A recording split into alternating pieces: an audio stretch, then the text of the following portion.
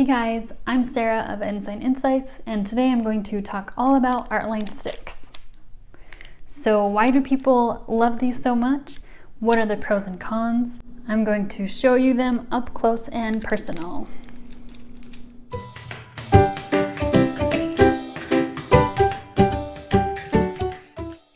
Okay, so first of all, the best place to find these markers is on Amazon. The Printment shop also sells them in their Etsy shop. They have different sets. This is the 20 pack set, and this one was my very first ever brush markers. This is the 16 pack, and I have marked, you can see the ones that are totally frayed. Because this was my first ever brush pen set, I didn't know yet that you can't use copy paper with regular brush pens. So then I learned this paper right here I'm using is HP Premium Choice LaserJet paper. I will link to that. This is the best paper that I found for the price and the quality. It's so smooth, so your brush pens won't fray easily. And because it's a good price, you can practice as many times as you want and not feel bad about throwing away the paper. I'll show you the comparison of this frayed marker versus the nice newer one that's not frayed.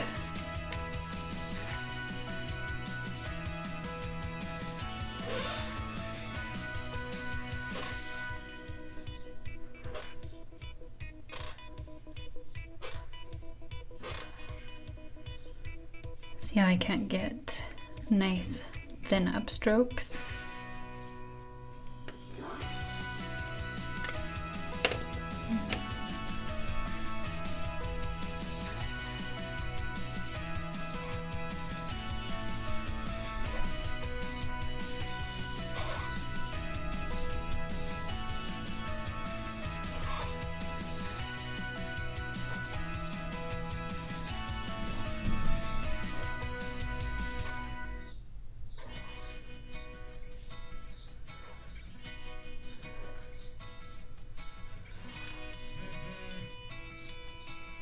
So this one, you can see the thin strokes come much more naturally, so it looks a lot better. This one is fine, right? It's not, there's like nothing wrong with it if that's the kind of style you want with thicker upstrokes.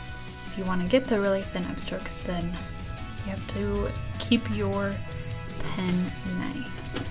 So one reason why I love Artline Stix brush markers is because the nib is a little bit smaller, so it's medium sized, which is a little bit easier to control. Let me show you a comparison. Here's the Tombow dual brush pen.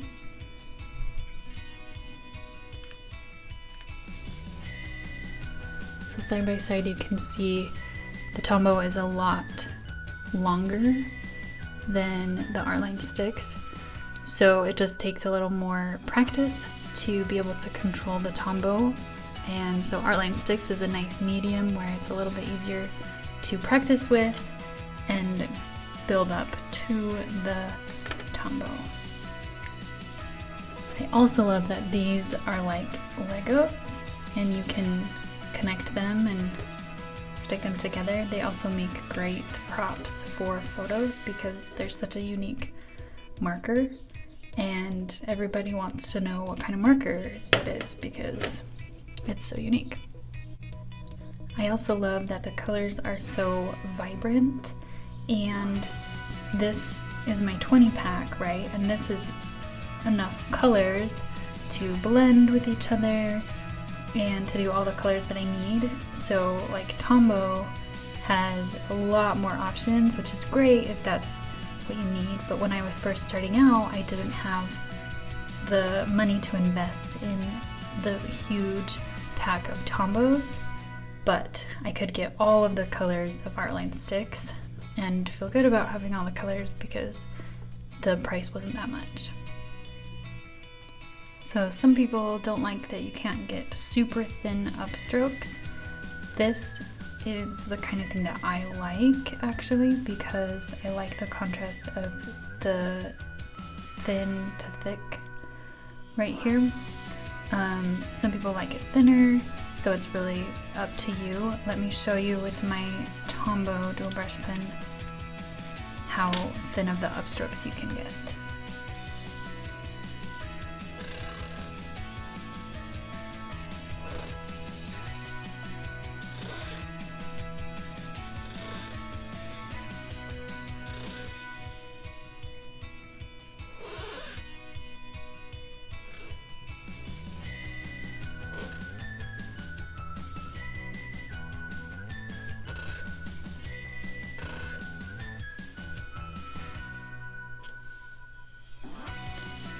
My Tombow is a little bit starting to fray, so that's why you can see at the edges it's not quite smooth, but see the difference? You could just get thicker downstrokes with the Tombow, so it looks like the upstrokes are thinner because your downstrokes are thicker, so it's the contrast that makes it look like it's thinner. But so it's really up to you what you prefer. So now I'm going to move this and I'll letter with the whole rainbow.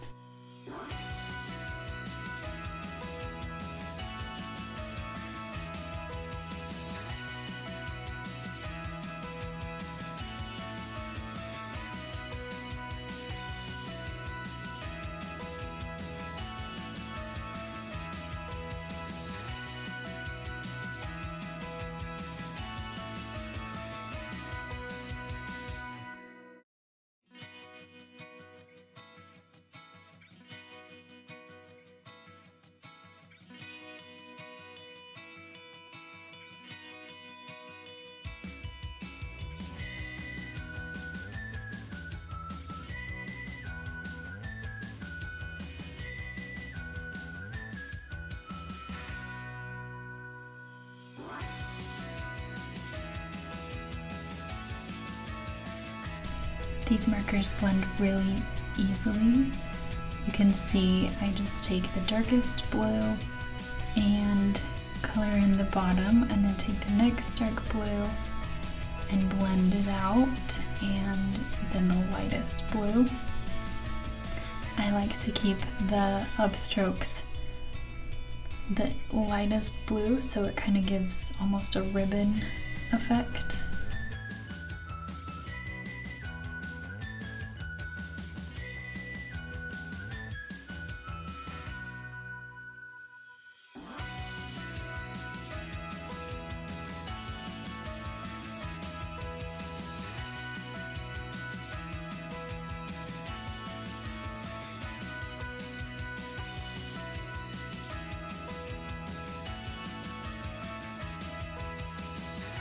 Let's try this with two colors that I wouldn't normally put together.